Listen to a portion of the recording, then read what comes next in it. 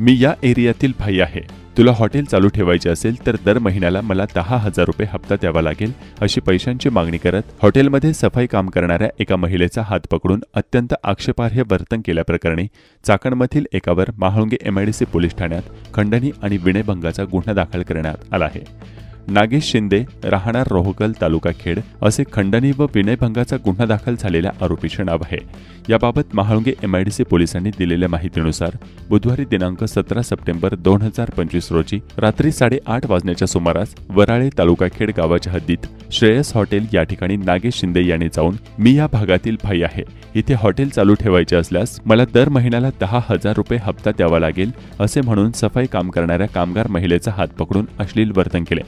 तसेच या हॉटेलमधील कामगार राम तळेकर याला मारहाण करून दर महिना 10,000 रुपये न दिल्यास हॉटेल कसे चालवतो ते पाहतो असे म्हणत शिवीगाळ आणि दमदाटी करून निघून गेला असल्याची फिर्याद गणेश बाबाजी ठोंबरे वय 31 सध्या राहणार श्रेयस हॉटेल वराळे तालुका खेड मूळ राहणार ओतूर तालुका जुन्नर यांनी महाळुंगे एमआयडीसी पोलीस ठाण्यात फिर्याद दिली आहे.